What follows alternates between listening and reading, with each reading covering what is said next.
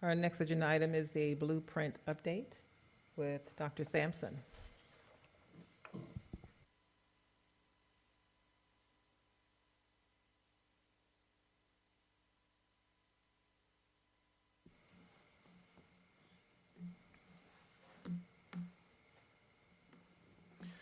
Good evening, President Cousins, Dr. Townsell, members of the board. My name is Joe Sampson III, Blueprint Implementation Coordinator.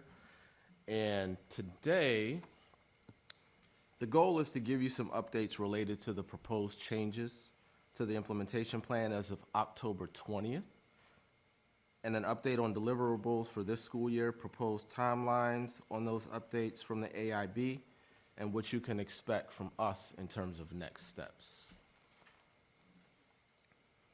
So regarding the plan submission timeline, AIB staff considered the recommendations by Superintendent Chowdhury to provide a longer runway, to quote his words, and is proposing a different phase-in submission approach where there will be 2 full plans covering the blueprint implementation from FY22 to FY32. The first submission, covering the initial 5 years, would be in 2 parts.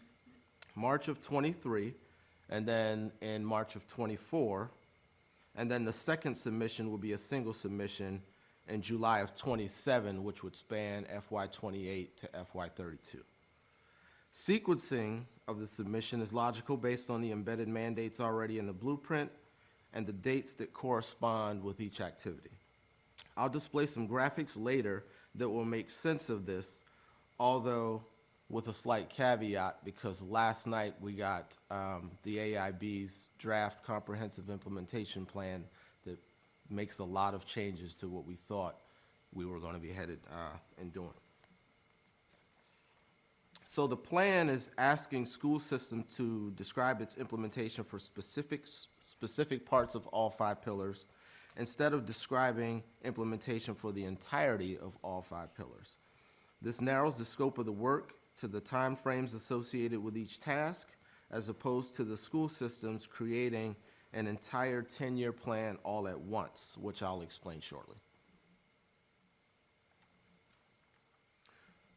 Here's just a reminder of the deliverables for this school year according to the blueprint requirements. The summer school and tutoring report was initially due September 1st, but has since been pushed back by the AIB, and now it's not due until December 1st. And a report template will be provided to us before that submission date. All other reports and deadlines have been met, and all future deadlines and reports are tracking on time.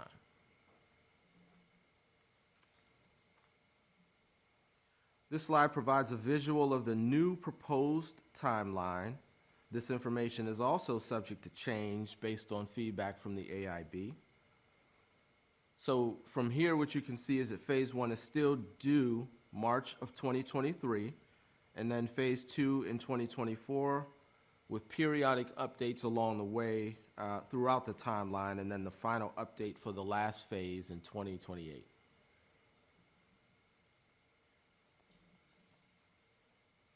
So for the next set of slides, we'll review what deliverables are required for each pillar, just as a refresher. Following each pillar slide, there's a slide which shows the required items submitted by MSDE for phase 1 of implementation. Unfortunately, as I mentioned earlier, much of this information is subject to change or has already changed based on the information we received last night. Therefore, I will not detail the implementation slides, but I will show each of those briefly just for your reference. My plan is to come back next month and provide an overview of the changes from the most recent plan that was submitted by the AIB.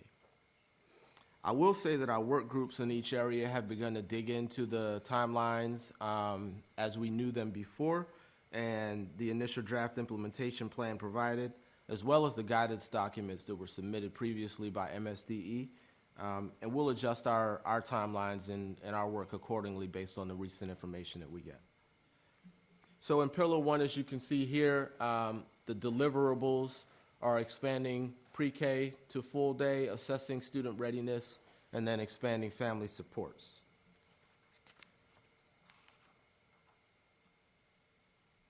And then the implementation as of the 20th, which again has changed.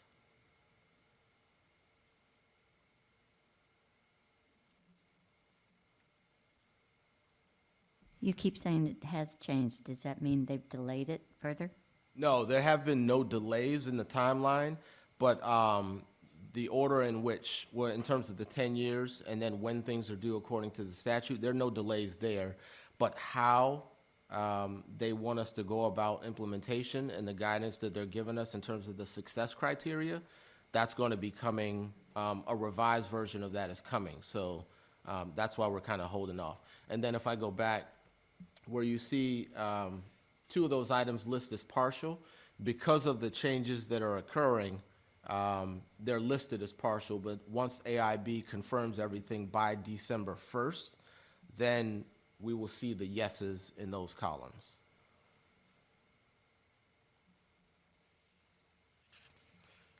So the 5 deliverables for Pillar 2 are as follows: recruit and maintain high quality and diverse staff, increase rigor of teacher prep programs, implement comprehensive educator training, establish the career ladder, and improving educator compensation. The most notable of those, and probably the most involved and daunting task, being the career ladder and implementing that. And then these are the implementation guidelines for Pillar 2. And again, where you see partial, once we get that confirmed guidance from the AIB, then those will change.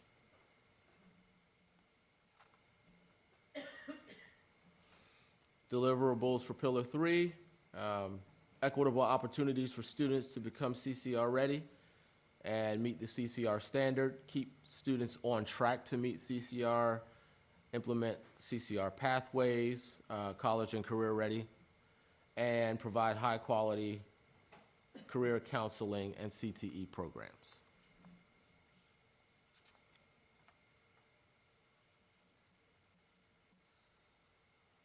And your implementation guidance for Pillar 3.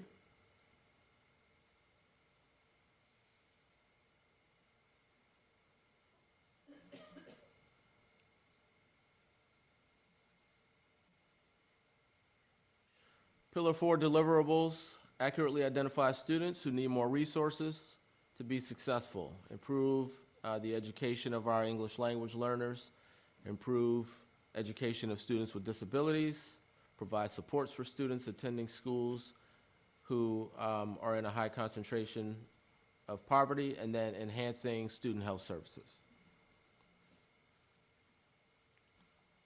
And then your implementation guidance for Pillar 4.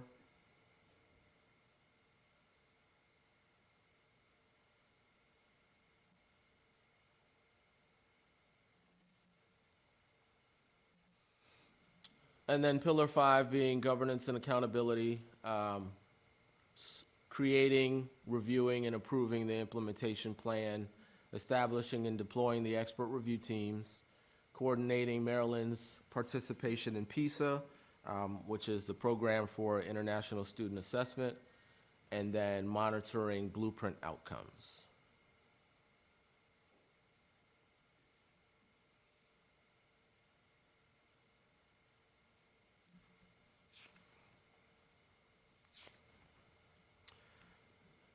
So what's next? The AIB is going to hold its first public hearing on November 10th, at which time they will receive public comment and feedback regarding its comprehensive draft implementation plan. And then beginning in December, our staff is going to be working with our Chief Communications Officer to plan these different stakeholder awareness activities.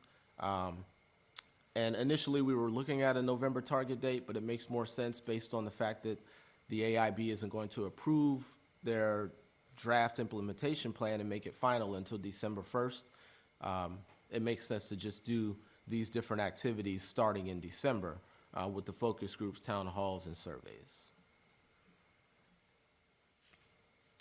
So the purpose of those will be to inform not only school district staff, but our community stakeholders on what the blueprint is, what the details of our plan will be going forward, and then provide or allow them to provide us feedback and thoughts about that process. Any questions?